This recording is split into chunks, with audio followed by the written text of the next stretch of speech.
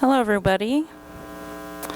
I'm Noi. Thank you for coming today for entry-level boost with undergraduates and graduate students in cores. I have to remind you, please silence your phones. That's why I wish the AV people were here. Please silence your phones. It does not like phones. Photography of ABRF meeting sessions is permitted. So please, all the flash photography you can do.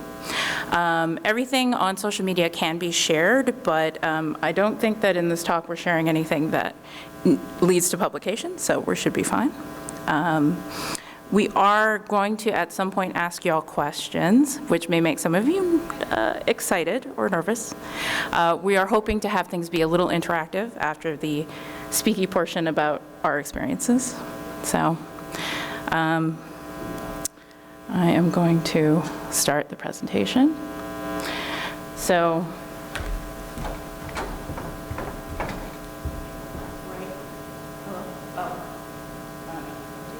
I do have to turn on here. Might want to turn that one on. So, hello everyone. My name is Noi. I work at the MIT Biomicro Center in Boston. And over the past few years, I've gotten the occasion to work with about 30 undergraduates in co-op positions and a few master's level graduate students in a primarily genomics core. Hi, I'm Molly. I work for the University of Wisconsin-Madison. I've worked not quite with 30, but probably at least like 10, 15 undergrads, and we led them to some pretty great graduate programs. Unfortunately, they've had to leave us, so that's sad. But they are, yeah, we've just had a really good experience with them. Hi, everyone. I'm Katelyn, and I also genomics core, so kind of genomics core heavy, which is how we know each other. But not as many. I probably like 10, 15, and I've worked in the labs primarily first before I moved to a core. So I think it's always interesting to me seeing how students are utilized so heavily in the labs, and then you go to cores and there's like a little bit of a deficit, it seems like. So I'm excited to hear what you guys have to say about all of this. Yeah, so why students? Quick raising of hands. I know this is the interactive part. Obviously, the three of us would raise our hand, but raise your hand if you have graduate students currently working in your core facilities. Oh, okay. So one. Is nursing student? Yeah, that actually counts, yes. So we got one. Okay, so that's rare. That's good to know when we start asking other questions. And then raise your hand if you have undergraduates currently working in your core. Oh, that's quite, I love the are they though? Are they learning? And that's also kind of a wonderful thing. I think a lot of our different core facilities are part of institutes that have as their mission education. So it's a big reason why we choose students. And I'm going to abandon this microphone because I think we need three for sure. So we, in the context of when we proposed this, I do not think there was as much of a crisis in staffing as there is projected to be in the near future. So we wanted to get ahead of it and to talk about it openly. So staffing issues in core facilities are probably expected to be not great this year. Understaffing can disrupt experimental plans, and this is for everybody. Proteomics, microscopy, flow cytometry, across the board. And right now, I think many of us are unable to hire for open full-time positions. I think that is true. And in the rare cases where it's not true, it is something that still has to be talked about and worked out for months sometimes.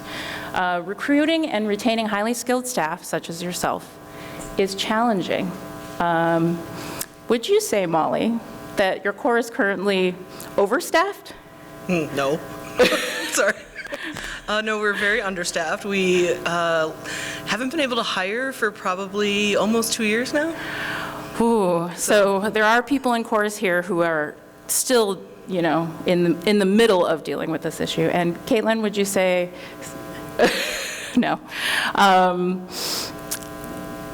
I have been a part of full-time searches that have taken over a year. And that can be extremely bad for our users who will just forget that we have a specific piece of equipment if they cannot access it, and are not necessarily willing to do the maintenance work. We're unable to bring on new services and technology as long as these standard services are down. But we believe students are key to answering this issue. So there are benefits to cores, and I can speak to that myself. I know Molly can as well. So short-term to fill specific gaps. We've had undergraduates for as little as 3 months with us who can do very specific things. Molly, what's the shortest that you've had an undergraduate? Oh, that's the shortest we've had? Probably like 6 months. Oh, that's actually, to me, that would feel like a long time. That's like 2 job searches, great. And Katelyn, how short? So we do a summer internship, which is like 12 weeks. Oh, wow, that is really short. So for some of you, that kind of turnover may be impossible to deal with. And then while I've been working, we've definitely had grad students who do longer. Obviously, we're sharing them with their programs, but we have had someone as long as 2 years on that kind of a situation. We get fresh perspectives, so not everyone goes the traditional route of you know, undergraduate to graduate student to PhD to course. And having people in like community colleges, et cetera, come in, perhaps do an internship can be really cool. I don't know if you guys have any experience with that. Actually, I probably should have, nope. But we've had one experience where we had a co-op who came from a community college background. And that was really fresh because everything to her was very new. But she had really amazing hands. So it's supervisory opportunities for current staff that you trust to supervise. Obviously, the 3 of us are supervisory. I don't know if we want more responsibilities, but do either of you delegate to people on your staff to do some supervision? I usually try to have my full-time staff kind of be the overseers kind of the undergrads, kind of like to make more of a kind of a community, like, hey, go to them first before you have to come to me, because maybe I'm scary, I don't know. So yes, I try to, like, not like they're gonna, you know, penalize or anything them, but like it's more like go to them first, you know, if you have questions, concerns, and then work your way up, I guess. So.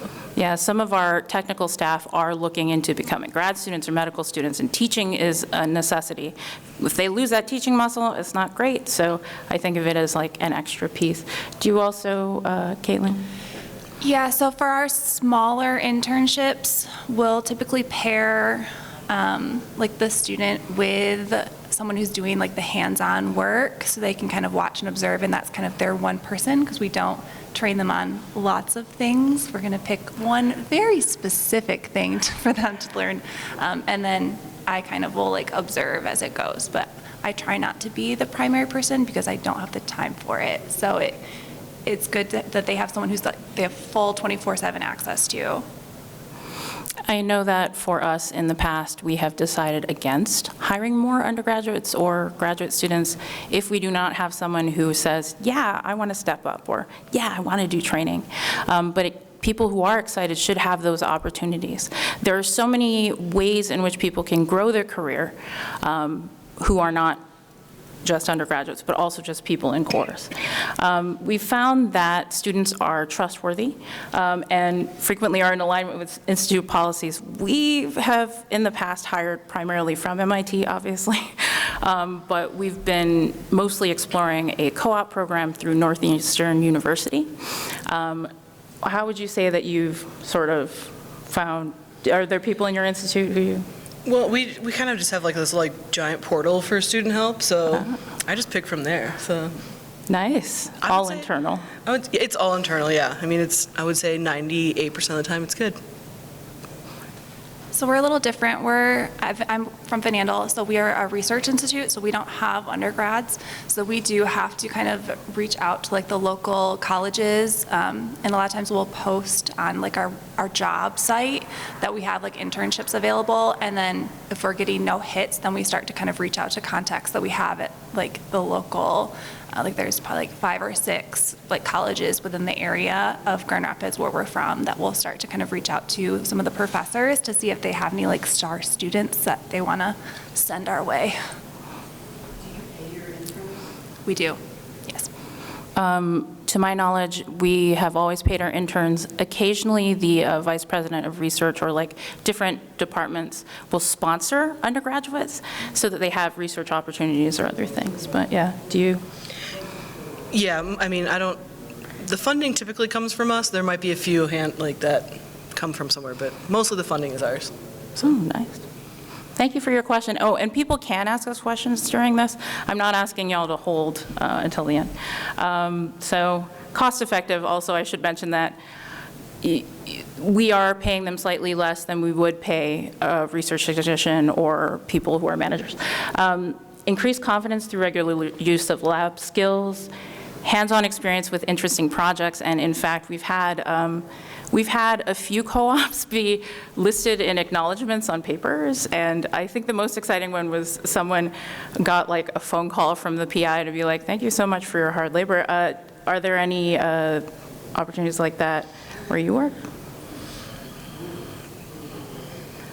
That one's a little harder. So as cores, we're sometimes just acknowledged, so they really have to be a part of like the fundamentals of the research. So it would be more an intern who's been around a long time, or they have, if it's a graduate student that we've pulled from one of the labs, that would probably be more of a, yeah, that would happen more often.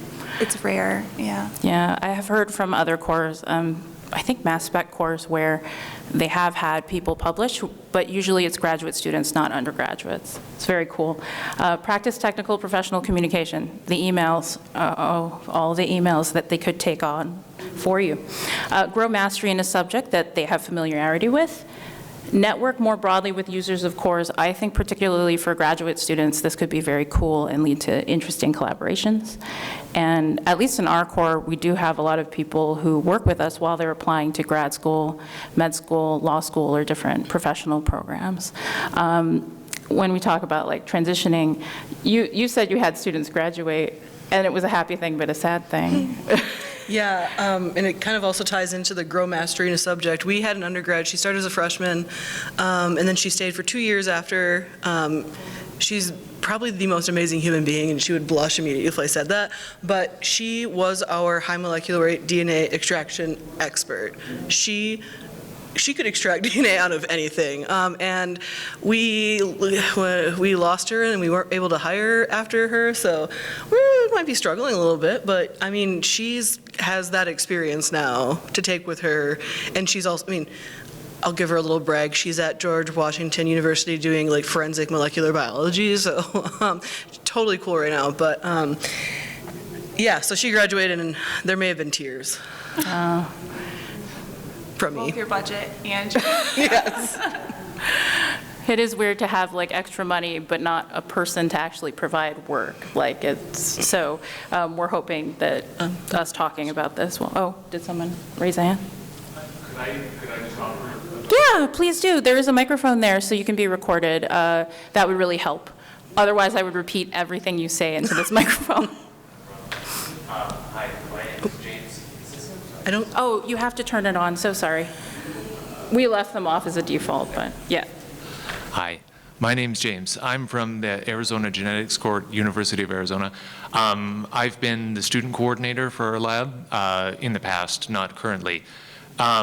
It's actually a really rewarding thing, and one of the things that I've liked to emphasize with our students is that the training that they receive, not only just with bench skills, but with just general laboratory fundamentals, including lab safety. It's not necessarily something that they're going to get with laboratory classes, obviously they will be expected to work in a safe manner, but they're not going to be receiving the coaching, hey, you're not wearing your PPE, you're not wearing your lab coat, go get it on. I know that that's probably not going to hurt you, but you never know. And honestly, I think it's really an important thing of just people who are interested in working in a laboratory as a professional choice, getting a good fundamental, learning how to do the job right, safely, and effectively. I will say about that, there's definitely been protocols rewritten because students did not understand what was being asked. Methods do change over time, whether we're talking about injecting protein into something specific. So it is great to have that fresh perspective and to have them continue to develop those skills. Although I would say protocol writing is kind of advanced for most undergraduates. So, yes, of course, Cynthia. Hey. Yeah. So, Cynthia Niedermeyer from University of Maryland, Baltimore County. I usually have at minimum 3 undergraduates working in my facility. We're a very wide range facility, so I kind of need a lot of cheap staff to run kind of the more routine analysis. So right now, my research specialist, Josh, here, is our main kind of supervisor for the undergraduates, kind of takes that away from me. They're scared of me, honestly. I don't know why, but they are legitimately afraid to come ask me questions sometimes. But my undergraduates, I have one that's going to be giving co-authorship on a paper because he works full-time in the summers. He chooses not to do vacations. He works 40 hours a week and worked so extensively on a project primarily by himself. He's become our expert on the ICP-MS. So he's getting co-authorship.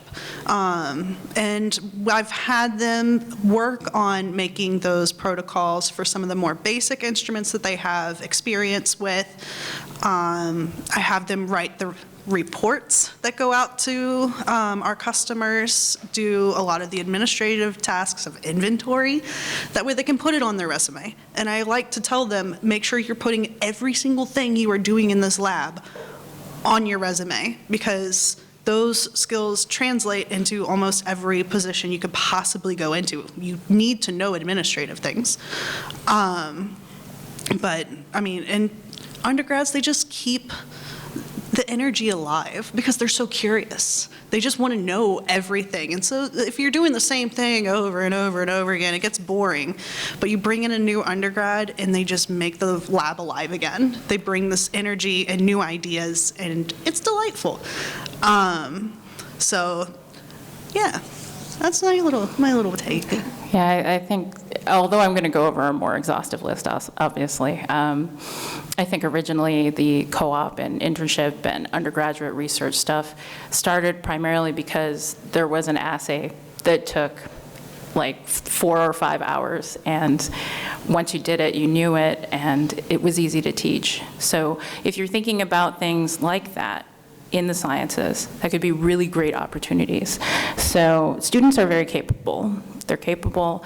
I will say the very first thing, lab operations, intake, maintenance, inventory. I know that we're all supposed to be doing that. But when you run out of time, that's kind of the first thing to go.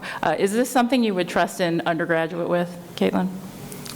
If I'm very clear with what I need, I mean, just like anything, you have to be very clear about what you want them to write down. So if you're doing inventory, for instance, go over it with them and show them. But then yes, I have had interns do inventory in their spare time, and it's very helpful to me.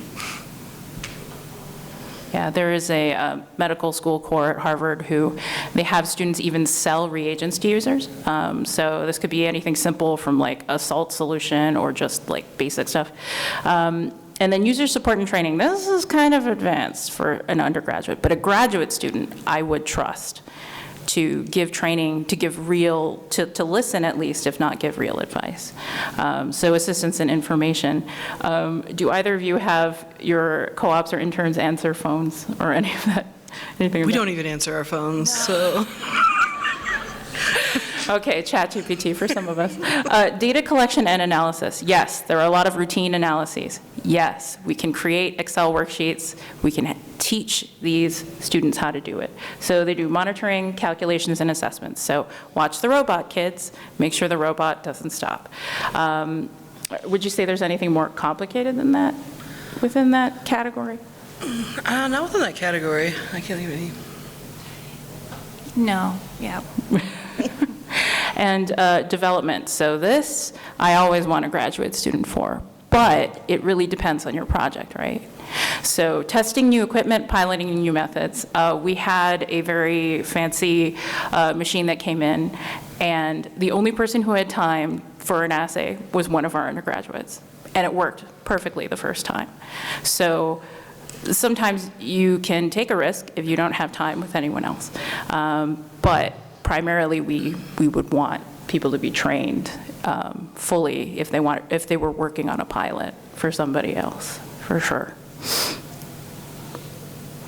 So our main topics that were gone over in the abstract were pre-recruitment concerns, recruitment strategies, and training red and green flags, which I'm excited to hear about red flags, but also hopefully green flags.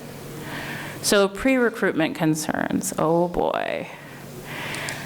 So obviously you have to gather information, position requirements, institute department policies, and timing. Timing is key. So position requirements, what are the specific tasks? So Katelyn, I know you already said there are things that are very specific, especially when I'm working with undergrads. I want to make sure they do the actual things. Prerequisites. Would you like your undergraduate to already have some lab safety training? Would you already, you can ask for that. You can also make it a requirement. Hours per week. I think when we think of students, most of us are thinking of sharing them either with your individual departments or with the fact that they are students. I mean, Katelyn, you work actively with students or like students who are actively in classes? Yeah. And so planning around that, saying, oh, I'm gonna get 20 hours, I'm gonna get 10 hours, thinking about what that means. And wages. So this is a fun question. We follow the state rules as to minimum wage and what is required for sort of the job position. Molly, I imagine every state varies. Yeah, we just, whatever the minimum for, we started at whatever the minimum for UW is, which I think is 12? Oh, that's not bad. 12 an hour? I like that. 13, something like that. And we give them raises like yearly, I think. I'm not gonna lie. That's on a schedule and I don't have to deal with it, so. No, merit-based raises are usually, even for part-time folks, yeah. Oh, yes? I have a question. When you said hours per week, I do not hire people to work in my lab, but we have some stipulation. If they cross more than 20 hours or above, we have to cover the benefits. Do you have that kind of restrictions or? So what he just said was you can have restrictions based on how many hours you offer. So at 10 hours a week, you will not necessarily need to provide other benefits such as sick leave, et cetera. But at 20, you will. I think for graduate students, you probably do want to be offering those benefits, but depending on people's setup. So I know Caroline at Colorado State had mentioned that they work with the department. They actually provide tuition and or a stipend on top of that, depending on the quality of the work, depending on the hours. But not everybody has that luxury. We don't. But That sounds so nice, though. Right? So within programs, there are other things that you could do. You don't necessarily have to like reinvent the wheel. There might be people in your state who are doing these things right now. So thank you for bringing that up. But yeah, once you hit a certain hour for us at MIT, yes, I think it's like 17 and a half. Yeah. I mean, obviously, I also don't want to offer a 16-hour week job. I want to make sure that it actually fits the requirements, that we have that need. So Did y'all have anything to add about hours? No, I mean, honestly, that works pretty well for a student who is actively taking classes. They have a busy schedule, and if they're having to commute to your location, we have the affordability of being very flexible. So they get the experience, and as long as we make sure to accommodate their schedules, they're very happy with what that offer, yeah, typically. I'm Kelly Kribari from Harvard University. Hi, Noe. I'm curious with the time restrictions, if you also have like the length of the internship, if that is regulated or if it's kind of like, well, we'll keep you on for as long as we need you type of thing. We have kind of a different internship program that we do, which is a definitive time frame. And so that likely has some aspect of like benefits and whatnot, but does that play into it? I think we're mostly thinking about filling gaps when people leave. So in that case, we actually work with HR in our own department and outside with central administration to ensure that we're writing a job description. We frequently, for co-ops and internships, will have it. So I know, Katelyn, you mentioned 3 months or like very specific time periods. For undergraduate research at MIT, the funding from MIT, for example, covers like 3 months. So that can be very set. But with a longer term situation where you're sharing a graduate student or an undergraduate with a PI, actually the term of the appointment can vary. So HR wants us to at least be in contact with them every month if we have someone where their appointment just needs to be renewed every month. Nobody in HR likes this. They hate it. They'd want to know the exact date, in fact, the exact hour, but they have been open to more flexible. And I imagine everyone's HR sort of varies in terms of their requirements and what they would truly like. Yeah. Yeah, I would say we've tapped into, so every summer we've got like a summer program that all of the labs have been doing for years and years where they get, applicants, and it's run by their education. And we've kind of tapped into that and said, hey, like all these labs are getting interns. We would also like an intern. And so we were able to, and that's all paid for for us, it's kind of its own thing that the labs will get, a free intern for the summer. It's paid through a different program. So we've kind of inserted ourselves in that. And then if we want someone to come work in our lab, as an intern during the school year, which we typically do, that's a completely different process through HR. Yeah. Yeah, so it does depend on where your student is housed, basically. Like, is this student from this department? Or is this student only sort of tangentially here for a short period of time? Typically, if they're just part of a summer program, that's all being handled through your central administration. But I like that sneaking in. Well, they all get the benefits of it. Why shouldn't we? Does anyone have any other comments or questions? All right. And then institute department policies, we've kind of talked about that already, but general onboarding is one we haven't talked about. So despite the fact that they may have been trained, so if they are trained within your own institution, it's kind of great because you'll already have those records. They can just hit the ground running.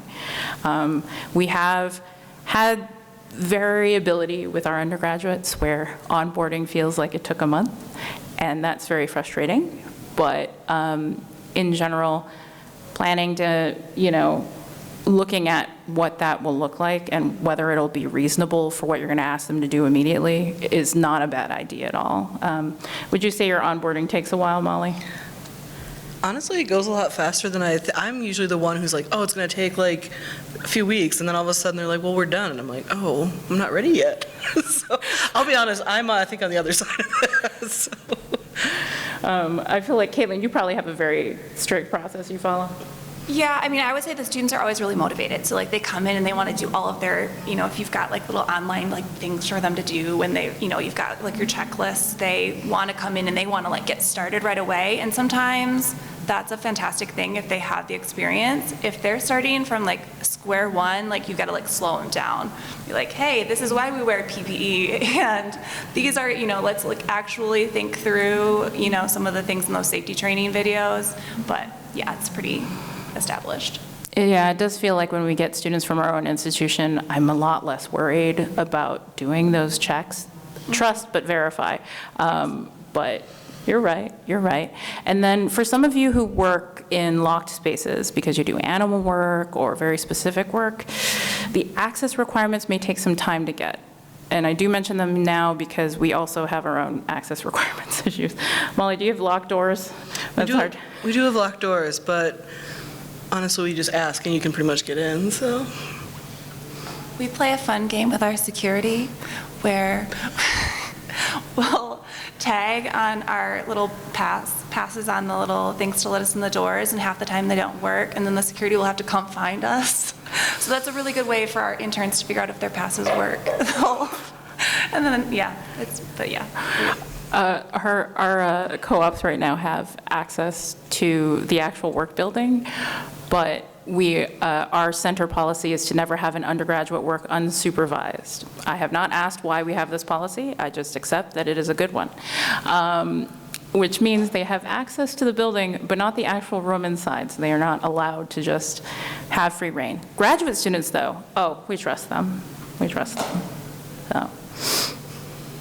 And then timing. So you say you always overestimate how long it's going to take. You're like, oh, it's going to take 3 months. It's going to take. How long would you say it takes you once you start actually post? Well, there's all the pre-stuff, and if you include all of that. It's pretty easy for the summer internship because that's, very well established. We're given timelines that we have to meet by.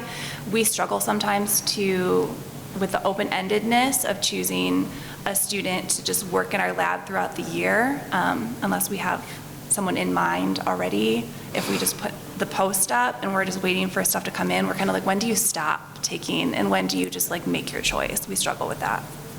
I think that makes a lot of sense. Most of our work with the co-op program at Northeastern has been, they're on a very strict schedule, like the internship. So we already hand them our job description and everything, and then it's a 3-month period of selection, and then they start 3 months later. So it's all very regimented, but you could expect it to take as short as 2 weeks if you already have a student in mind. You just get all the documents filled out, you already know who they are. But I've seen people's searches fail as well, because again, if you're looking for short term and you miss the boat on when they are graduating or when they are actually looking and applying in December or in June or May, then you can miss the boat on that. So thinking about onboarding, we talked a little bit about that. Think of it as anywhere from a couple of days to a month for people who are a lot less customary. So when you think about that, it means you do get months of useful work, and especially if you have people for 2 years, or your plan is to have them for 2 years, you can get a ton of very amazing work out of people. And then desired start date, it is important to think about, do I want them to start on January 1st? No, you don't. Still follow the rules set down by your HR, et cetera. And then training. So training. I'm excited for us to talk about that soon. So recruitment strategies, the thrill of the hunt. With graduate students, we frequently are looking within our own programs. So graduate research assistant, graduate teaching assistant. Have you ever poked around in those programs in your university now? No, we don't really do a lot of graduate students, mostly undergrads. We tried once to do a graduate kind of program. It was I work in a biotechnology center, so it was this biotech intern kind of, or what's the word, a rotation kind of, but it didn't really pan out. I don't think it was planned very well, but that was the only one time we did it, so mostly undergrads. Yeah, I think what I've heard is for dedicated instrumentation, so a mass spec or something that requires long-term maintenance, maybe even flow, it's nice to already have people trained in those things if you're going to offer them a stipend or tuition. And then faculty PI collaboration. I know this isn't something I can ask you about, Katelyn, but this is something that is very useful. So if there are faculty or PI who come up to you and say, I have a student, I think this person should learn this method, would it be cool if they did this in your center and they learn this? and they also were part-time with you. And we can offer them money for that, obviously. So we've gotten graduate students that way, yes. Undergraduate students, much easier. So co-op program, internship programs, and then undergraduate research opportunities. I can speak to this. I don't think either of you can, but we've had to be very clear, again, in what that research question is, because they only have 3 months. So some of your universities or academic setups do have these. They're not free. They're like, they feel a bit freer because they're not the cost of a full technician, but they are not free, and they do have to be treated slightly differently than you would think of when you're hiring someone to, say, do intake, do maintenance, those kinds of very specific necessary work. Training, oh yeah, of course. Yeah, there's a microphone. Somasundaram, Florida State University. Regarding the undergraduate research program, we do have one. The problem is many of them do not want to work in a core facility because they are not aware of it. Because we are a state university, we are not a centralized core, we are a department core. I'm a state employee, therefore my core doesn't have to pay my salary. I'm in a unique position, right? I'm a state employee.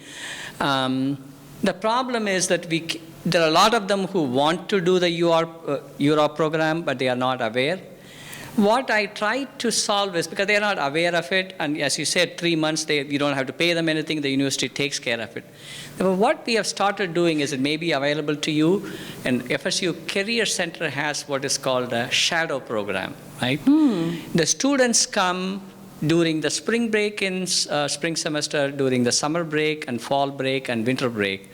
They can spend 1 day. What I have started doing about 3-4 years is just to make the students aware you can do this. They shadow with me 1 day, from beginning of the day, how do I work, what instruments I do. Not every day I am busy, but some days there will be customers, real customers coming. That could be, if you have a UROP program, if you're not, students are coming, I feel 2 things I'm doing. I'm telling the students career in course is a possibility, because when they think of STEM, they think of scientists or something which is a little bit beyond their thing. And like many of you said, the hands-on training. The one day they're not doing a lot of stuff, I tell them to look at things in microscope and things like that. If you are having a UROP program, if you are not able to hire, and if you have reach out to your career center, and the students get so thrilled, and they have never realized when you're undergraduate, you can actually go and touch stuff and look at the instrument doing all the flashing lights, they get very excited, right? And I just want to share with you, if you have a program like that, make use of it. My intention is that's what I'm making them know. You have a life in core. I've been doing it for 33 years. Maybe you don't have to do that long, but at least you can do that. And then take students. Once many people know that they are all putting in LinkedIn, I worked with this person for 1 day, then I can do the UROP. Then I'm not actually looking to pay them, but I want them more. We are a teaching in place. We are not a core in making money, but I want them to be aware of it and a career in course. Yeah, that is very cool. Are people familiar, if you're not familiar with shadowing, the practice of shadowing is like a career awareness thing. So you can have someone shadow, say, a truck driver, shadow people in cores. They could follow you around while you do an experiment, that kind of thing. It is typically an unpaid awareness situation, so it is more of an educational thing that the benefit is then they know that your core exists. They may apply for a UROP or a co-op or an internship, and they may tell their friends. And frequently we find when people tell their friends about us, the people we get are a lot more willing, for sure. Hi, James from Arizona again. It's actually interesting. We have undergrad, it's the undergraduate biological research program. We actually find that it's not as helpful for getting undergraduates as just a student job posting. It's almost like the people who are working in the dining hall or the people who are working in the library. Part of it is the time frame, and really ideally, we don't recruit juniors or seniors. We'll only recruit freshmen or sophomores. In a lot of cases, it's basically because, developing the skills that we need just takes a lot of practice. And I was just wondering if you had any differential experience with that. Some of them are great students, but it's just we can't keep them for long enough for them to be useful, for lack of a better word. I feel like you were getting that vibe from what I was talking about. So think about your onboarding, and now think about your training, and you do get months of useful work. So, yeah.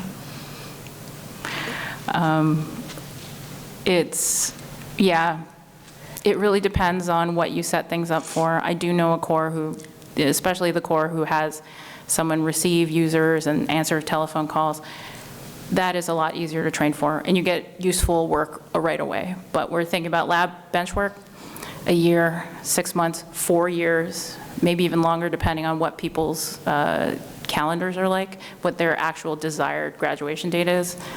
The more you can get out of them, the more they receive as well. So I was going to say something regarding recruiting, and something to consider is that the community colleges, the biotech programs teach hands-on skills, and so those students come out, many of them transfer into your universities, and they already know their way around the lab. And I know we have almost 40 programs in California, and many of them nationally. They're coming up all over the place, and we're working on curriculum and skills. And I used to work at Pfizer, and I used to hire interns. My favorite ones came from the community colleges because we could get them to work right away. And so it's a good strategy. And we also had a part-time program that went year-round, so we could hire local students as freshmen. So you get them early and you have them all those years. But even if you can't get them until they transfer in as a junior, they'll be really quick to pick things up in the lab because they already have a lot of skills. I heavily agree with that. I do know a friend of mine who now works in genomics in the Boston area. He was working in a corps out of one of those programs, and so his intention was to be in community college as long as it took to be an undergraduate. But what that meant was he was there, longer than 6 years. But that was great for the corps he was working with during that time. He learned so much, and he's doing very well for himself now in the biotech industry. So yeah, they can be a really great benefit to already have all that training up front. I agreed with everything, but You agree with that? yeah. Yeah, I mean, on that note, I will say in the corps, we have a really great connection with our vendors that the labs don't often have. And for students who might not want to go on to grad school, those connections can be incredibly invaluable for them, for their career, that they might not typically have if they had gone to work in a lab somewhere, which I think is kind of fun. So anyway, we'll see if this works. It's a poll just to kind of see what are some kind of roadblocks that you guys have in bringing in students into your course. The internet, we're all pulling from the same thing. Just give a shout if it's taking forever to load the page. If you're able to do QR codes, otherwise I have the Slido. It took my phone forever, so I'm not holding my breath on whether this works or not. It's not working, okay. We'll pivot. If you guys just wanna raise your hand if you have some why have you not had interns in your lab space or students? Are there certain things that really hold you back from doing that? Yeah. So at UF in the ICDR, we can hire undergrad students as OPS people, but we have to be able to pay for that through our core funds. Okay. But we're not allowed to have any volunteers, and many times they're not allowed to touch samples. Yep. So Yep. it gets kind of what's the point? Yes. If they can't, actually do any work. Yeah. They get bored. Do you have, in our core, we do a lot of kind of protocol writing or comparing different technologies. Do you have any R&D projects that you would be able to give to a student? Do you guys do a lot of those or no? No. No, okay. That would be like, that's kind of like my, like where I don't love to give students like, you know, tissue samples or samples that PIs are paying for, like certain experiments to happen on. So a lot of times I'll direct kind of into like an R&D space where it's a little bit easier to kind of, if something goes wrong, it's not affecting your reputation or someone's stuff. It's a safer space to learn. So Katelyn, you're not just talking about like literature review or literature gathering. You're actually talking about maybe like piloting something that you don't know will work. Yeah, yeah. Oh. But literature gathering is also a great place to kind of like let them be for a bit and then let them kind of develop some knowledge. Yeah. What other roadblocks? We kind of have a budget roadblock for sure. I did notice that if I don't want to train the person, Yeah. I get asked, do you want to do this year? And if I say no, then we don't do it. Time. Or want, sometimes too, yeah. I have a lot of my associates in our group who be like, I don't want to train an intern. I'm like, that's fair. I'm not going to make you do it if you don't want to do it. The same thing, like you were saying about training the freshmen. Even in the Europe program I was talking about, faculty do not want to take somebody who's straight out of high school, right? It is because they don't want to put in a lot of their time trying to, especially when I'm a solo core person, if I'm training this person, it is not going to be for a long time. It's my time, right? Yep. That is the hard. And what does I get out of it? And unless that person stays for a long time. But I'm proud, like she is, we really do not have specific funds set for this. Yep. Your time in to get the benefit of it, not an investment of your time, is the biggest red flag for me to Yep. find something. Yep. And honestly, that's my first red flag is, are you honest with the time that you have for training in the project? I think the step one in bringing students into your lab is just being honest and having, if you're not doing the training yourself, and having an honest conversation with yourself, the people who are actually doing the training, you need to have an honest conversation with them. Do you have the time? What does your time? Do you have the want?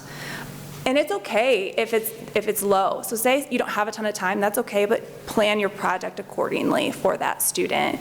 And then when you're looking for a student, make sure that that matches their wants. Are they coming in and like real gung-ho, they want to learn all the things? That might not be the student for you. And that's okay. It's okay to bring in, a younger student who would just like to learn the ins and outs of a core. Let them start with inventory and let them shadow. Like, that's okay to start with projects that aren't so involved, I think.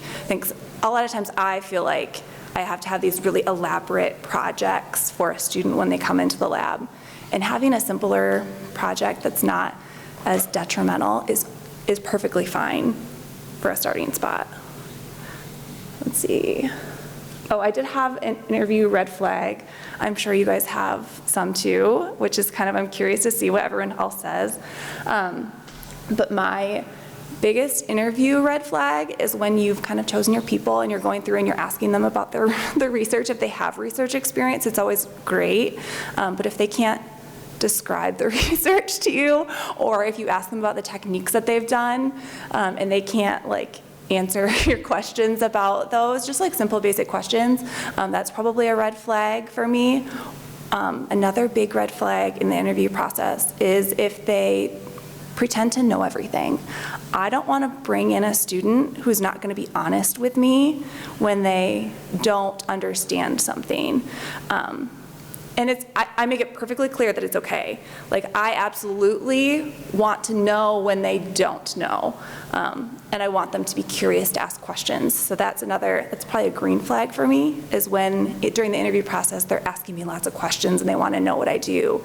And they're engaged in that conversation, is a kind of a big you guys have any other like major red flags during the interview process? I mean, I have one. Yes, please.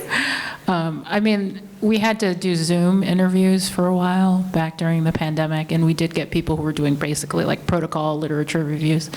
And you could kind of tell when they were Googling while you asked them a question. I think that was the worst one I've ever experienced. Yeah. Yeah. Yeah, so I have a particularly funny one because it was a big red flag when I was initially talking to the student, and then it ended up one of the best students I've ever had.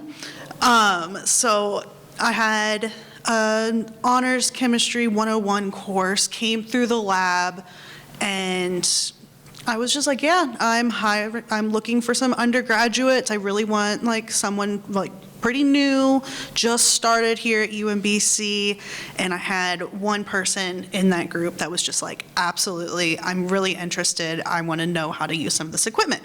Talked to him. It was a great fit. I was like, fantastic. I'll hire you. He went and told his friend that, hey, this group is hiring maybe one more undergraduate.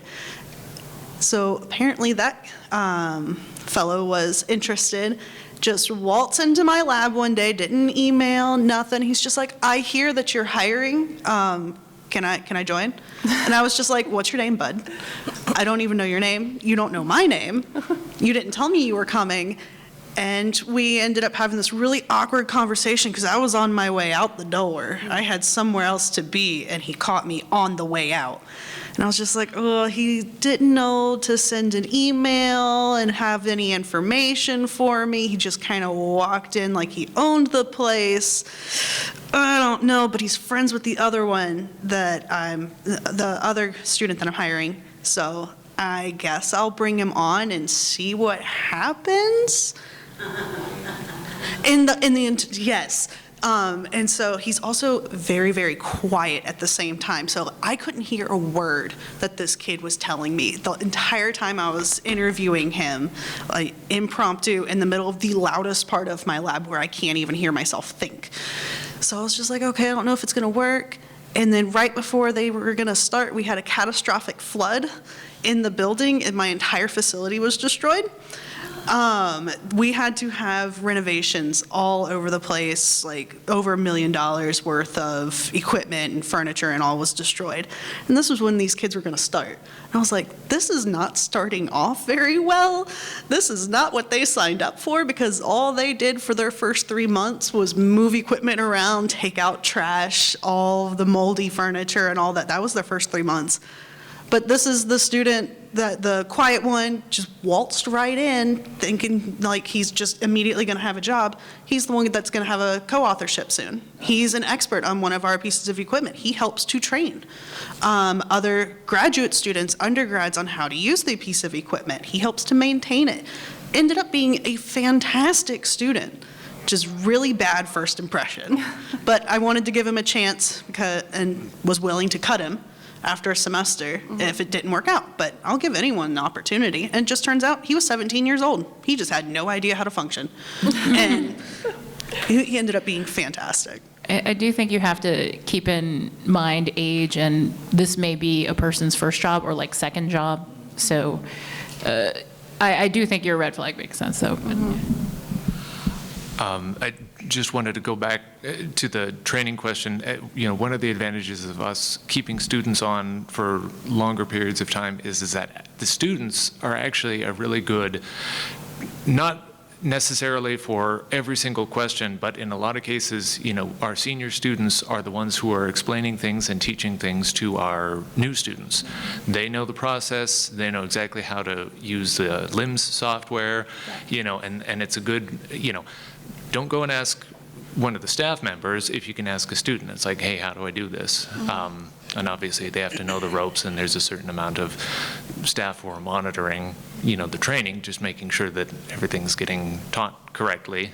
That's actually a big thing for lab safety too. It's just like, yeah, don't rely on the other undergraduate to tell you, you know, how to properly dispose of waste or something.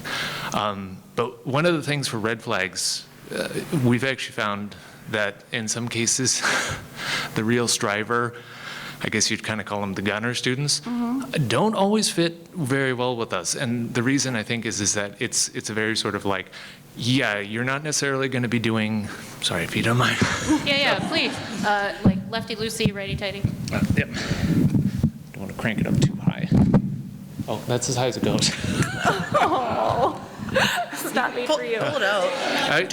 This has become comedy hour. Yeah, that's good. That's better.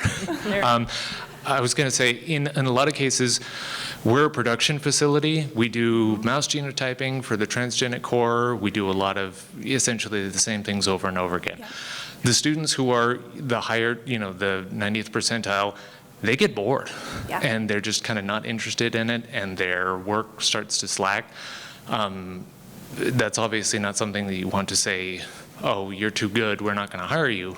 But it's something to keep in mind. It's something that we've found is a lot of times the people who are not the biggest standout students are really dependable, solid workers. Yeah, I would 100% agree with that. If we don't have a project that is like an R&D, really going to engage that student, like it's probably not the right fit. And I think that fit part is really important to choosing, your project with the intern or student that you bring in, yeah. I think as far as red flags that we've seen is, it goes back to, they have to explain the work that they've done and their background, but we've also had students or interns that know how to use the buzzwords, and so it really makes it sound like they know what they're talking about, and we trust that, and then they get into the lab, it's like, oh, you don't have any idea what that means. And so we've kind of changed our strategy and can ask more in-depth questions to kind of get to the bottom of those buzzwords of like, do you really know what that means? But we had to learn that the hard way. Yeah, I agree with that, yeah. And just for added context, our internship is actually through almost like a vocational, so it's a 18-month program for students that come right out of high school and either can't afford or just don't have the opportunity to go to college, whether it's community college or some other type of, and so they basically have like one day of classroom work, and then the rest of the days of the week is lab work. And so the pool, their resume, basically the skills are all the exact same. Like they've all done electrophoresis, they've all that, so those buzzwords, you're just hearing it in every interview, and so you really have to dig down deep to find out, like, what do you know and what are you just like remembering from that class, or like remembering from your notes kind of thing, because they basically all essentially been in class together through this, program or whatever. So but buzzwords from our website too, though, they will go through, which is fantastic. It's typically a green flag to go through our website and make sure that they have kind of the lay of the land. They know what a core is. They know what it is, but they'll go through each person's profile in preparation for their interview, which again is a green flag, but they try to pull out the specific words for each person and kind of pretend they know what that means. Yes. I would much rather you just ask me the question and say that you don't know or you want to learn more. Yes.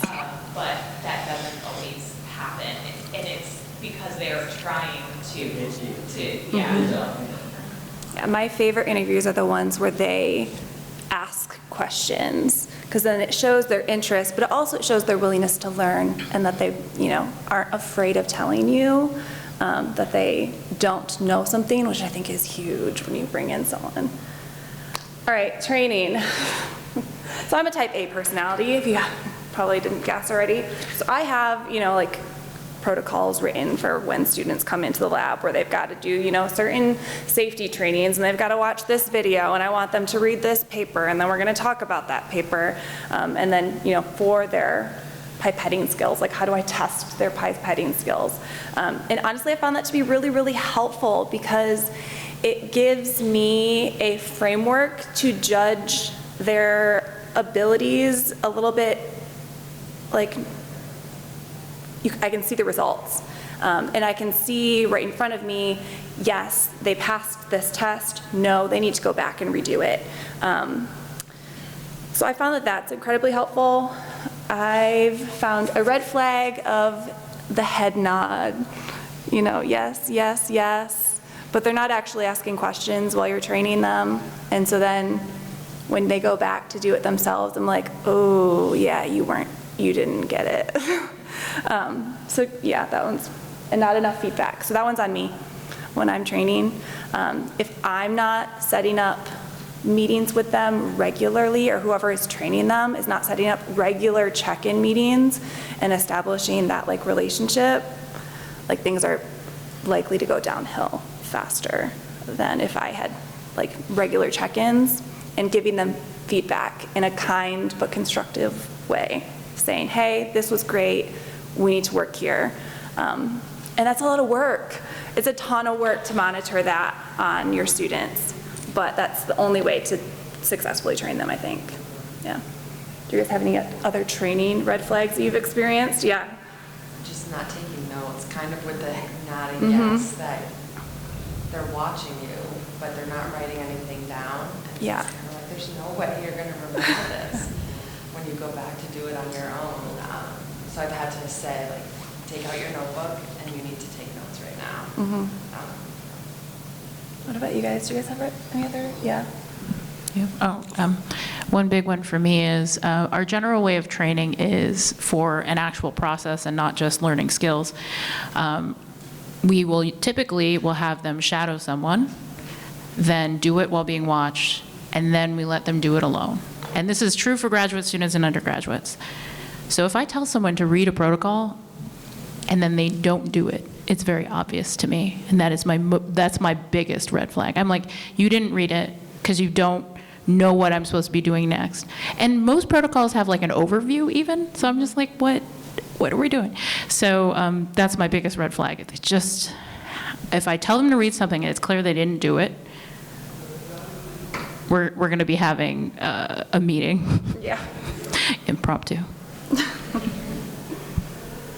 I've had that same thing happen where, yeah, you can tell when you're doing the protocol and they're completely lost. Like, you didn't read this, okay? And then, yeah, honestly, and then the feedback needs to be fairly blunt and honest. I don't think, what is it? That honesty, there's a book about it, I don't know. Honesty and kindness or something. Yeah, but you've got to, it's hard to have those conversations, it's uncomfortable, but if you're not honest with them and things continue to go downhill, you have no one to blame but yourself, in my opinion, so, yeah. I think saying, no, you're wrong is it, like, it can sound harsh. I don't know, maybe small when you're doing it, but, or, I do not appreciate, I do not appreciate this level of effort. I would appreciate it if you actually read it. Yeah.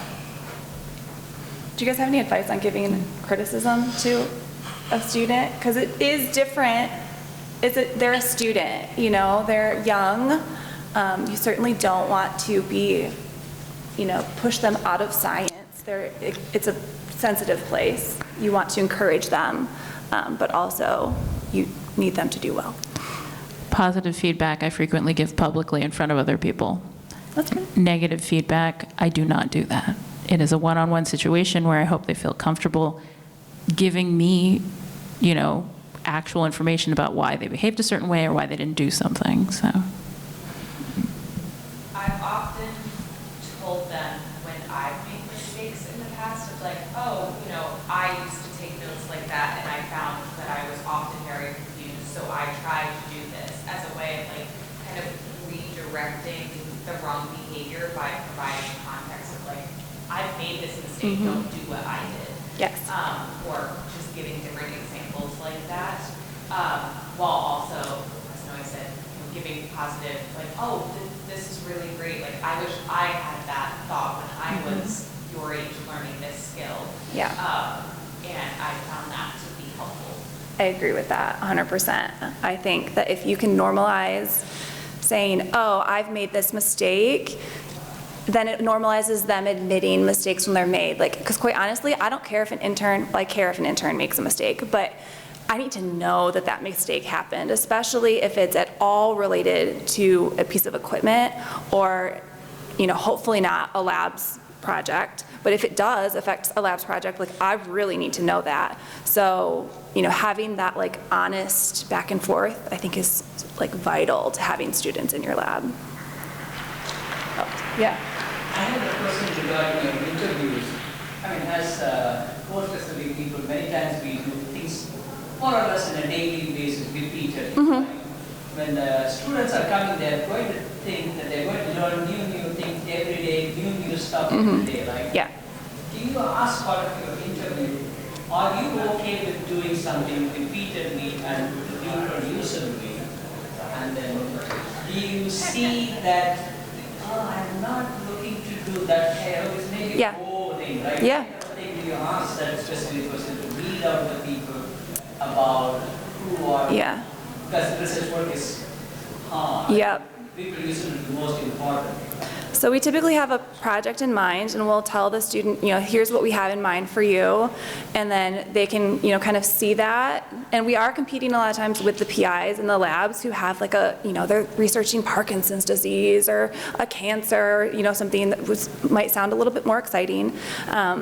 But then we also tell them that, hey, like, well, this is going to be what you're hands-on learning. You're welcome to follow anyone else in the lab if they're doing something that interests you. Let me tell you about spatial transcriptomics, you know, and kind of like flash some of our fancier toys potentially that they realistically will never touch, but can watch and learn about. So, and that's fine, you know, a lot of times that's enough to kind of get them to be like, oh, I would really love to learn about that, even though that's not what they're going to be doing day to day. I'm usually pretty blunt with our students, and I'm like, you know what, you could just probably be doing recycling for a whole week because we might not have something for you to do. And so I'm very blunt. I'm like, your basic tasks are recycling and QC, and you might do that for a solid 2 weeks if we don't have a project. So, and if they don't pass that vibe check, then yeah, I won't. I did want to, I kind of wanted to, it might be a small tangent, but somebody said something about like the competing with the PIs and the researchers who have, you know, like the cool projects and like the research opportunities. We actually had a little bit of a couple of students who were being told by other PIs that working in a core facility is not useful, basically. The one who actually stayed with us for 2 years and is now at George Washington, she actually came in one day, she's like, I don't think I can stay here. And I was like, what? She's like, no, she's like, I've been told that I need to find an actual research lab. And I'm like, you're gonna find more experience here than you will find in that research job. So I know this wasn't quite a red flag, but I wanted to bring it up because I think also just having that like misconception that core facilities are not useful for experience. I personally think they're the best experience you can have because you work with anything. And she ended up working with, you know, not just one plant organism or something. She worked with all sorts of organisms, and she can handle plants, animals, blood, soil, feces. So I don't know how to wrap up that sentence, so there you go. I think that just has to do with people's lack of understanding of core facilities in general. Yeah. When I was a student, I was like my bench was in a core facility, and I didn't even know it because I didn't have a concept of what a core was. Yeah. And that's a huge hurdle. So I think if people understood what cores were a little more, they might understand the usefulness for experience. Yeah, so that's what I usually go in with interviews now too, and I try to explain a little bit more so that, you know, they can go back to that PI or whoever the teacher that's telling them, no, you need to find a research. So I do think we're more successful with like freshmen and sophomores who've taken like intro biology or intro chemistry because they've heard about these techniques and they've been quizzed about them and they've taken exams. They've never been given the opportunity yet to actually touch any of it. So, but I do think being honest about every day being somewhat set 9 to 5 or 10 to 2 or whichever schedule, being honest with them that they will be doing the same work over and over again is not a bad thing. and it gives them opportunities to fill their time with all the other things that you, like, if I see a co-op sort of chilling out, I gotta say, I'm like, have you done inventory yet? Are we at time? We are close to time if people have other questions, but if you wanted to. I mean, the green flags are pretty much just like reciprocals of these, so it's not. Well, I think everyone else covered this. Yes, you guys got it, so. Well, we yeah. can do the last slide, I guess. These are our favorite interns. Yeah. And actually this one, so Brandon, we hired, so the one in the plaid, he started as our intern and then he stuck around, and honestly, he was already trained. It was fantastic. Yeah. Did you guys ever hire any of your interns? Yes, actually. I think one of the reasons why my boss, the director of the BMC, he hired co-ops in the first place was his dream was after they graduate, we'd be like a post-doc program for people who want to go to grad school or med school later. And I think over the years, that's been about 2 to 3 different co-ops have come back and worked with us full time. And at that point, they've got years of training. It's fantastic. And one of the people over there, Elizabeth, in the bottom right corner, she just won a research-related award. Well, she won 2, actually, not to brag. And she's graduating this year from Northeastern University in biological engineering, which is not actually what we do in the center. However, a lot of the things that she's did with us sort of set the groundwork for her to go and work in Ireland and do different interesting projects for herself. So. Awesome. And ABRF does have a journal. Yes. It's published in the ABRF journal. Or protocols. JBT, yes. JBT, And yeah. if your students do work that, they can also be 3rd, 4th author. Yeah. Yeah. We have an intern who's going to be writing a paper for us for. People may not know about JBT. I think they have now starting to have a new editorial board, and they are also inviting articles, not a full-fledged article, even like a protocol or something small, and it will be helpful for you to encourage who works by some if you really need more JP articles. Yeah. Please consider submitting it. We are getting a new team put together in June, and we are moving to a new publisher, and it will make things easier for the process. But please, we do encourage you to submit to JBT. Yeah, and if you guys yeah. It doesn't have an impact factor. It is in PubMed. Yeah, people can find the work that we do in cores frequently in JBT. Thank you so much for coming. If you have other questions that you didn't want to ask on a microphone and have it be recorded, don't worry, the 3 of us will sort of hang out a little bit if you wanted to ask us something specific. And actually, here at ABRF, the best resource is each other, so feel free to connect with each other. If you found yourself nodding at what someone said, feel free to let them know. Thank you so much.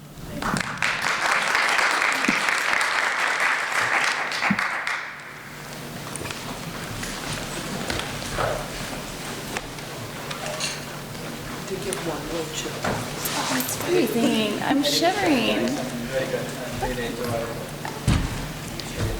Yeah. Hearing people from the audience, actually, really.